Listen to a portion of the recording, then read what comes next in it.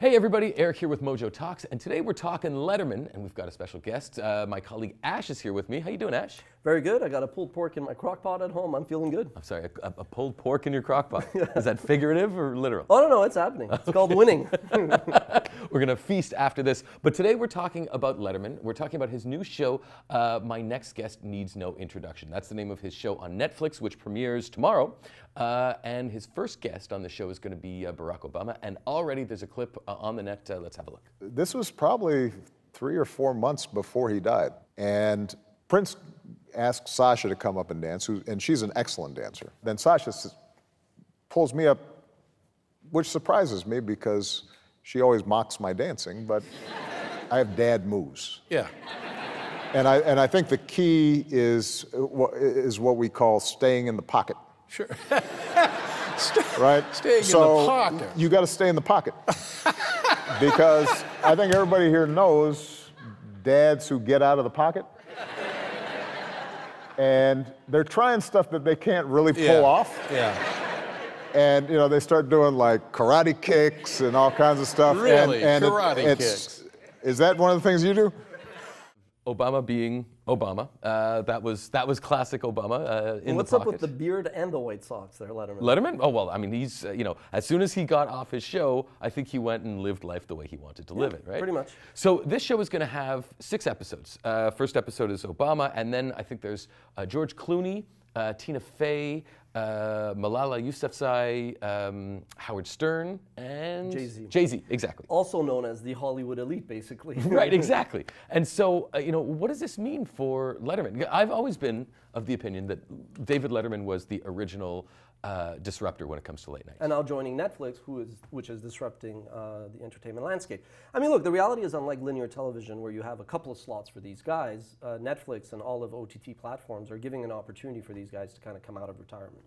And to do it their own way. I don't think Letterman would be up for like a daily show or a nightly show. No, I think he said as much. Yeah, and I think the fact that it's a monthly show does run counter to Netflix's typical binge format. Right, because it's each episode comes out on a monthly basis. Exactly, yeah. Which is strange because, you know, people associate Netflix with binge watching. And so, you know, a lot of people are going to be able to watch this episode, but they're going to have to wait a month. So how do you think this is going to work out for Netflix? I think it's more that Netflix probably didn't have much of a say. I think if they were going to get Letterman back, he was like going to dictate some of the terms. And look, once those 6 are done, they'll be able to binge watch them. You know, it's funny, I'm getting into Seinfeld's comedians and cars getting coffee, which is, I find it like hilarious. And you got to think of it, it's like once Seinfeld was done and he retired and he's at home counting his billions, his wife's probably like, you're gonna have to go get a hobby, you're gonna have to do something. I could just imagine how that went down. He's sitting in a studio and some guy's like, okay, let's do a show. He's not gonna do Seinfeld again. No. And so they're like, what do you like? He's like, well, I like comedy, I like cars, and I like coffee. And they're like, boom, that's the show, you know, just simple. And I think that's the beauty of Netflix, is like, it doesn't have to be cookie cutter. There's no real template. They can do whatever they want, you know? So. And what about Letterman, you know, the fact that right now we're at a time where late night TV it's so important to the American conversation. It's so, you know, when you look at how politics and late night have dovetailed, where do you think Letterman would have fallen in the era of Trump? Well, the reality is Letterman himself, when he decided to retire, he did cite to YouTube as a reason why he was actually going to get off the airwaves. He basically said, look, we're in a world where you got to come up with these clips that go viral on YouTube. And he's like, I don't know how to do that.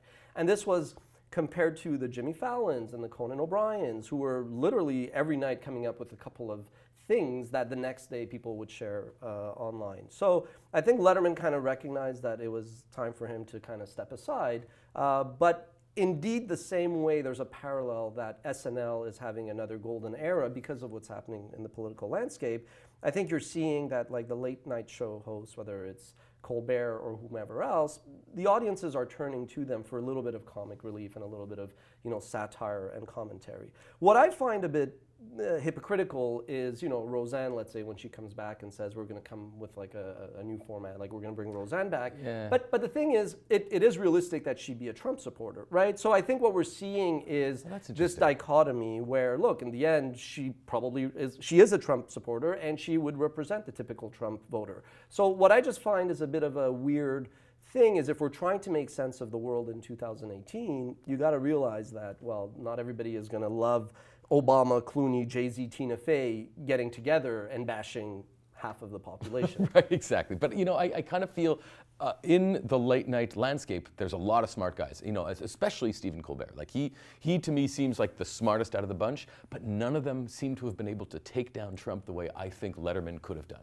So if Letterman had that platform, which I don't think he wants right now, but if he had it, I think he's the only one who really would have been able to make a difference. Just playing devil's advocate, I also think that it does speak to their impotence at the end of the day. That it doesn't really matter. Like we live in an era where how big is the influence? Like when Watch Mojo did its first top 10 late night show hosts, to give it away, Letterman was number 2. Number 1 was, care to guess?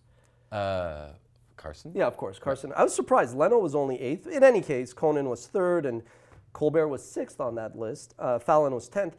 I think it's a different era now, where the influence of celebrities on, even think of Clooney, right? I mean, we're talking about Oprah running for office.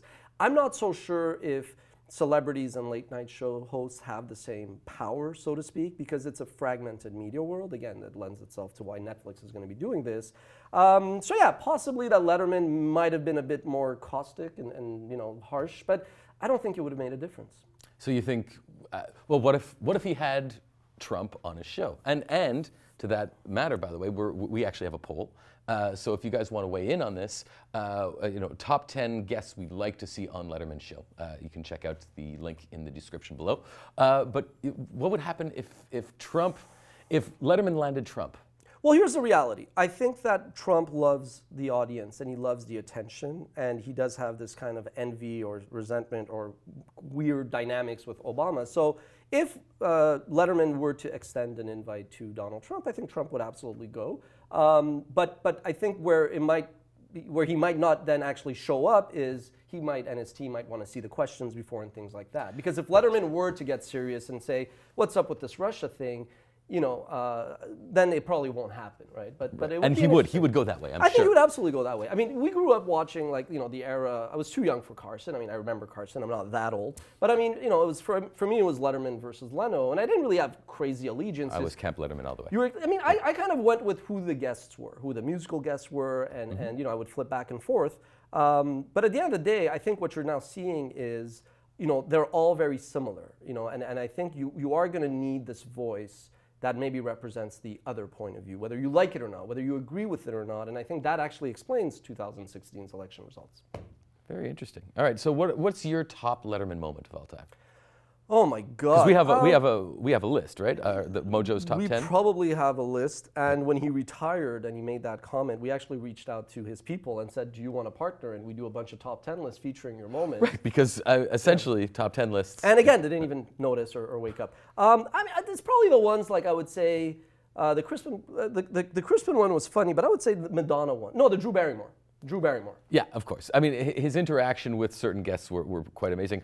I was always partial to, and this is where I think he was the disruptor, was the things that he did, the stunts. And so I'm not talking viral digital videos. I mean, when he would put on a Velcro suit and launch himself against a Velcro pad, that to me, in 1980 something was groundbreaking TV. And so, do you think my final question here is: do you think these are just 6 and that's it, or is this going to be so popular that there's going to be more? Or, I mean, the reverse way to ask that question is it possible that today's generation just doesn't give a damn about this, and Letterman's like, yeah, this didn't really make much of a ripple, and I've already had these 6 people, and then he just fades into the sunset again for a while? Well, if you think about the average age of his guests, this is not for a young generation. So this is, I think that, there's enough. It's not just going to be 6 unless he decides he wants to do something else. And there you have it. So that's it. What a way to wrap it up. Let us know what you think in the comments. Subscribe, like, and we'll see you next time.